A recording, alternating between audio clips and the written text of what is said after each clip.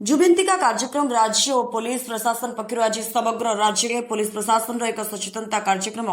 आयोजन करथिबा देखिबाकु मिलिछि। एही अवसर काशीपुर पुलिस पक्षर स्थानीय पुलिस सभागृह ठारे जुबिन्तिका कार्यक्रम अनुष्ठित हो जाइछि।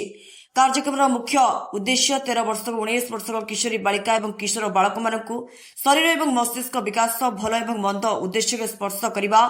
बाटरे कमेंट करने मोबाइल द्वारा आर्थिक और मानसिक निर्यातना और साइबर ठकंक शिकार होगा इत्यादि सेमाने अन्य काहाकू एही सब समस्या को साझा करने को भय बा लज्जा करिथांती किंतु पितामाता गुरुजन किंबा सहपाठी को मध्य न कही शेषे किछि भूल करिथांती जार परिणाम निज पई एवं परिवार और समाज पई भयावह होइताय। तेणु यह परिस्थिति के निर्भय हुए सांगसाथी पितामाता और शिक्षकों को तुरंत जणाइबे एवं निकट पुलिस थाना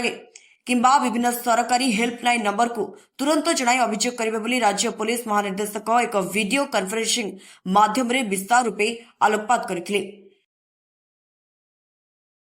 ने सबुतरो हमर तो बैकबोन होचते अंगनवाड़ी जो अंगनवाड़ी जते जते सचेतन होती से पिला बहुत माने भल रिजल्ट करते कहीं प्रथम पाठ किए पढ़ू अंगनवाड़ी सेक्टर